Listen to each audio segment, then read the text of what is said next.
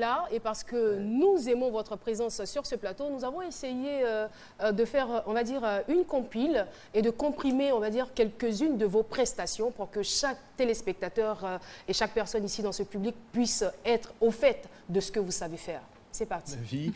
Quasiment tout le monde est fan d'elle, à part les puristes de l'orthodoxie de l'expression jazzistique, parce que c'est quelqu'un qui a appris à l'université le jazz, s'inscrit dans la lignée de l'expression de cette musique de manière extrêmement scientifique. Et en même temps, elle ouvre de nouvelles frontières. Salut man, ça va? On est très content que vous soyez là parce qu'on va écouter, il paraît que ça déménage. Alors c'est des guitares électriques, du scratch avec des platines. Bonjour à tous, merci de rejoindre le Journal de la Culture avec au sommaire notamment la célébration de 2 monstres sacrés.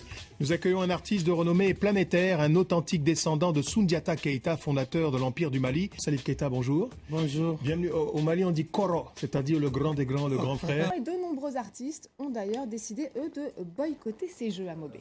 Oui, on peut parler véritablement d'une incursion de la musique dans le giron de la politique et des questions sociétales. Peut-être que ça donnera résonance tout à l'heure à notre invité. Maxence Ancel, bonjour. Bonjour. Est-ce que la mobilisation à travers des manifestations est suffisamment efficace face à des pratiques barbares déployées comme celle de groupuscules à l'enseigne de Boko Haram, par exemple? Efficace, en fait, nous faisons tout pour pouvoir mobiliser le maximum de personnes. Ça vous arrive de vous regarder souvent, de regarder vos vidéos? Ça m'arrive de tomber dessus, mais je suis extrêmement critique en fait. Donc je sais que pour ceux qui ont la chance de faire ce métier, on n'aime pas toujours s'entendre, on n'aime pas toujours se voir et ça prend des années pour finalement réussir à s'apprécier. Mais chaque fois que je le fais, c'est de manière critique. J'essaie toujours de parfaire, d'améliorer, d'essayer de modifier un peu ce que j'ai produit parce que j'essaye d'être à la fois un peu comme un jazzman, c'est-à-dire qui connaît bien ses notes sans prétention, mais qui se laisse aussi porter par l'improvisation. D'accord. Alors parlons donc